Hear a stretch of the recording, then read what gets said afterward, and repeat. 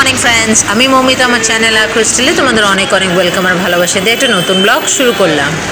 আজকে যাচ্ছি একটা দরকারে, মেয়ের ছুটি আছে, তাই ভাবলাম দরকারি কাজটা সেরে ফেলি। বাবা আর আমি আর মেয়ে তো চলে এসেছি আধার কার্ড অফিসে, মেয়ের আধার কার্ডের জন্য। এটা হচ্ছে ডালহাউজিতে ইউনিট ট্রাস্ট অফিস, যেটা আধার কার্ডের হেড অফিস। যে কোনো জায়গার আধার কার্ড এখানে হয়, 12 মাস হয়, মানে এটা হেড অফিস। এখানে আধার কারেকশন হয়, নতুন করে তৈরি হয়। তো মেয়ের আধার কার্ডের জন্যই এসেছি। তা unit trust office, unit trust office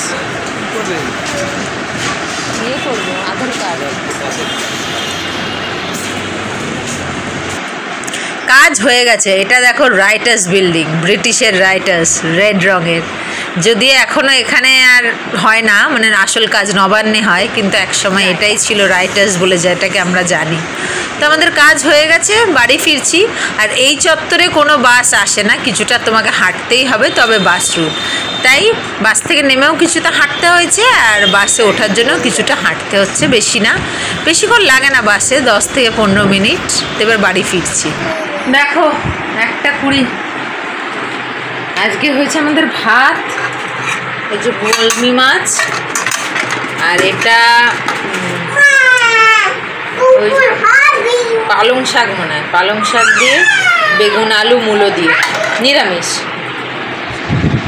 এই যে দুষ্টু খাবে। সারাদিনের পরে এই তোমাদের সামনে এলাম। আসলে সকালে একটু ব্যস্ত হয়েছিলাম, ওই জন্য আর ব্লগ শুরুই করি। দেখছিলাম, এই বাবু অমনি করে না, unit trust of India Dalhousie.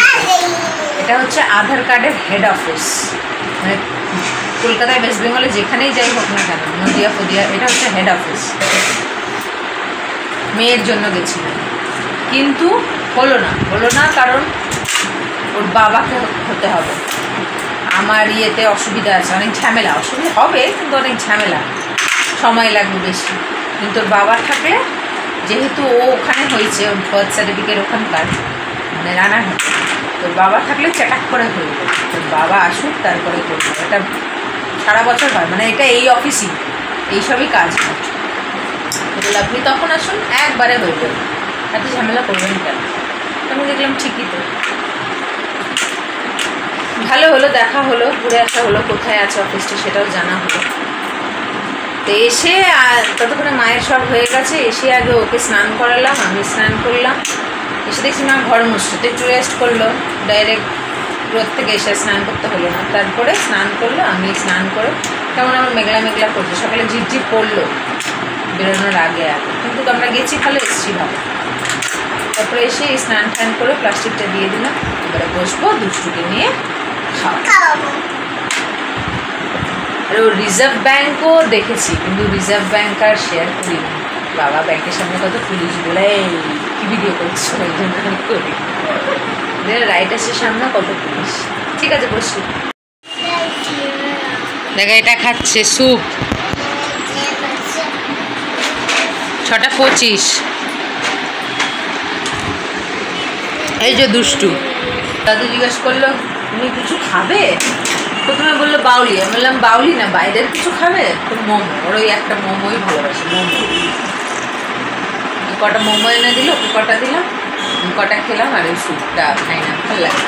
Tasty কিন্তু স্যুপটা বিশাল, কিন্তু খাই না, খুব কম খাই। অল্প খেলাম, অল্প। ও আবার চামড়া খায় তো, শুধু মাংসটা এখনো খেতে। যদিও মাংসটা ঝাল দেয় না, এত ভালো বানায় দোকানটাই, অন্য ঝাল দেয় না, কিন্তু ও পারে না খেতে। একটু গোলমরিচ দেয় তো, আর একটু বড় হয়ে গেলে তখন আর এই ঝাল কোনো ব্যাপার নেই। কম করতে আমি একটু বেরোবো, আমার একটু টুকটাক ওর কিছু জিনিস কেনার আছে, ওর পাউডার, ওর ডেটল, এগুলো সব কেনার আছে। যাই একটু বেরোবো, বৃষ্টি নেই, যাই ঘুরে আসি। না, ওকে নিয়ে গেলে না, এই রুমাল দাও, এই জল দাও। এক হাতে বাজার নেবো না, ওর হাত ধরবো না, এইসব বার করে অসুবিধা হয়ে যায়। একটা দুটো জিনিস হলে হয়, অনেক কিছু কেনার আছে। বাউলি নেবো, একটাই বাউলি আছে, বাউলি নেবো কটা, টুকটাক করে জিনিস হয়। ঠিক আছে, যাই। দেখো এই ঠাকুরটাই আমাদের ঘর থেকে দেখা যায়, আজকে বিসর্জন, তো এখান থেকে বাউলি নেব, তাই ভাবলাম একটু তোমাদের সঙ্গে শেয়ার করি। কি লাইটিং দিয়েছে দেখো না। এটার জন্য দুটো ড্রয়িং বুক এনেছি। দাদুকে এই বুক আনতে বলেছিল, দাদু ওই এনেছে, আমি আবার নিয়ে এলাম। এই যে আঁকা থাকে, খালি কালার করতে, একটা ছোটা ভীম আর একটা বারবি। আর এই আমার আংটি দেখে, এই যে আমার হাতে এই আংটিটা পরেছি, সেই আংটি দেখে ও পরবে। তো বাজারে গেছি, খুঁজতে খুঁজতে দেখছি বাজারের বাইরে বিক্রি হচ্ছে 10 টাকা করে, ওই জন্য একটা নিয়ে এলাম ছোটুর জন্যে। খুশি হয়ে গেল ছোটু ছোটু। 1:30 বাজে। আর ওইটা দেখালাম, এই যে ওই ঠাকুরটা এখান থেকে যেটা দেখা যায় ঘর থেকে, ওই ঠাকুরটা ভাসান যাচ্ছে, লরি এলো। আমি আসলে ওখানে দাঁড়িয়ে বাউলি কিনছিলাম মেয়ের জন্য, তাই একটুখানি ভিডিও করলাম। এই এলাম, বসলাম, এবারে মেয়ের জল ফুটাতে বসাতে হবে। ঘর ঝাড় হচ্ছে, ওই জন্য বসে আছি। ঠিক আছে, পরে ফিরে আসছি। দেখো 10টা বাজে, খাওয়া দাওয়া হয়ে গেছে, একটু ভাত বেঁচেছে, ঢুকাতে হবে।